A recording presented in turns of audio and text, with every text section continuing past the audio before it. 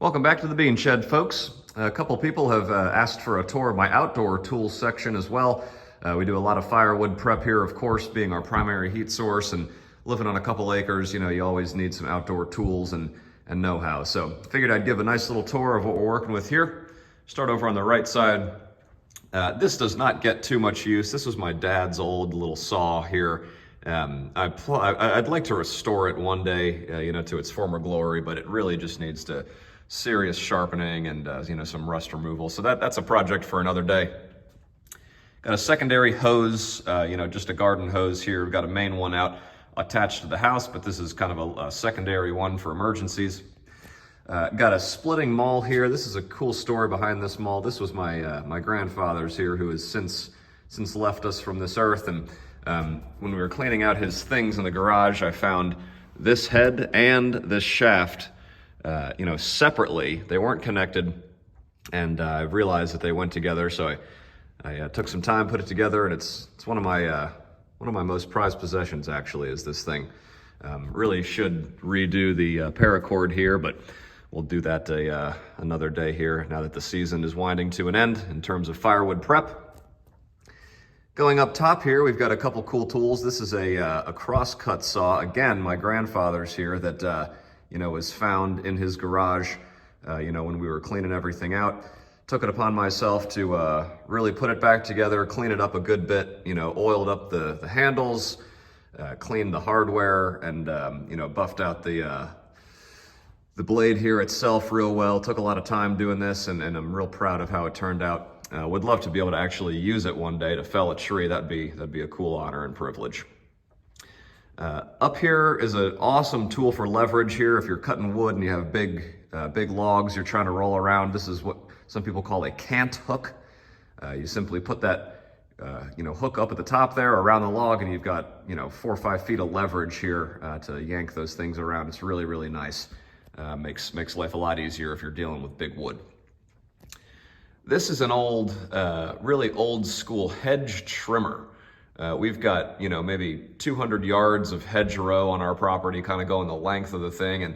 And this is a good way to, kind of get those cracks and crevices where, an electric one, won't reach, because it is quite far away from the house, and I don't have a gas powered one. So this gets the job done when you're, kind of too far away for an extension cord. Now coming back down here, we've got a series of gloves here, just kind of ready to go through gloves like it's my job. These are the axes and hammers that I'm kind of most proud of here in the shop. The reason being is that most of these I made the handles for. This one to start, once again, was in my grandfather's garage here. The head was, at least, super, super rusty. It's seen better days now. I use the heck out of it, and it does deserve a cleaning here every once in a while. But I made this handle. This is the first tool handle that I actually made myself. It's not perfect, of course, but it's held up, gets the job done. And, after a few years of putting boiled linseed oil on there every season on the handle there, it really has a nice shine to it, and I'm very proud of that. So this is another one. I found this head, over at a garage sale somewhere, and figured it was kind of cool looking, wanted to make a little handle for it, tried my luck, and it worked out pretty well. Don't use this one too much. It's actually more of the hammer that I use it for than anything. This one is my other prized possession here in terms of, wood cutting tools. This is the Pegboard axe here, a small forest axe out of Sweden. I did not make this handle, I did not make anything on this axe, but I do take great care of it, and I use it almost every day when we're doing, serious firewood prep leading up to winter. Insanely nice tool. If you have any interest in, wood cutting tools, axes, hatchets, anything like that, and you've got a little bit of money to spend, I'd recommend looking at Pegboard here first. Extraordinary quality tools, really a joy to use. And this will go to the grave with me, and then I'll pass it down to my kids. So really, really quite a nice heirloom piece here.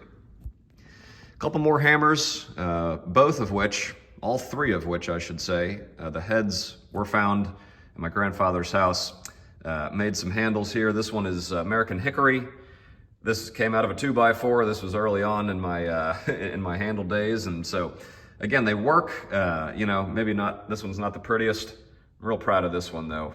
Hickory is a great material to make handles out of.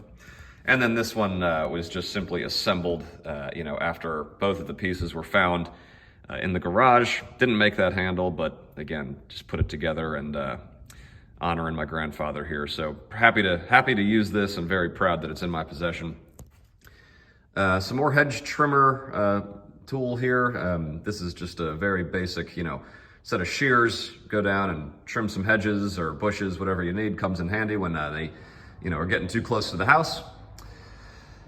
And then we've got the electric or battery powered, you know, lawn tools here. We've got a 530 CFM leaf blower, an old chainsaw that I really don't use. I'll show you why in a moment.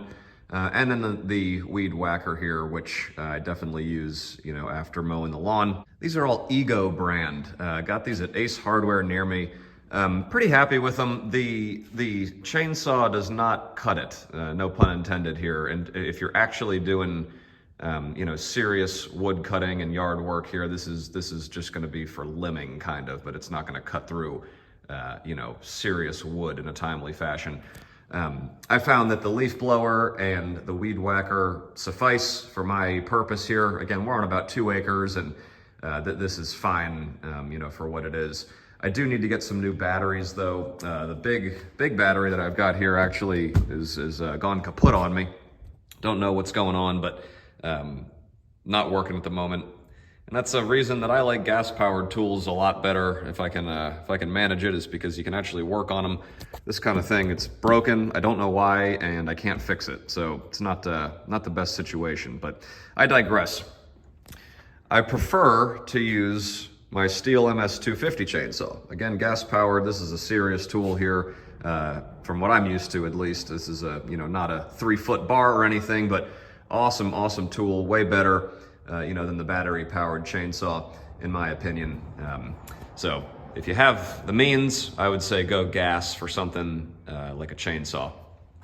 Finally, on the wall here, we've got a fire extinguisher. Obviously, never know when you're going to need that, but good to have. Some extra, you know, twine here for the weed whacker. And then down below, we've just got some old, you know, potting soil ready to go, some weed killer, a couple of 5-gallon buckets, and a quality wheelbarrow. The two wheels up front, I would say, are really necessary and makes life a lot easier. Don't skimp out on a wheelbarrow, people. It's one of those things that, you know, if you just buy a nice one, if you can afford it, you know, it's going to last you and it's going to make your life a whole lot easier. Wrapping this up here, over on the bench, we've got, you know, Scott's Speedy Green sort of seed spreader, if you will. Nice for springtime. And then down here is all the chainsaw tools and accessories here. We've got, you know, the oil and gas mixture, some bar and chain cutting oil, and then back there I've got a nice little kit with all my sharpening tools and, you know, couple other things specific for the chainsaw. And then finally, up on the wall here, we've got all the yard work tools, if you will. So there's a series of shovels, rakes, you know, snow shovels, a couple hose there, and then just some cleaning supplies for the actual garage here, brooms and brushes and things like that.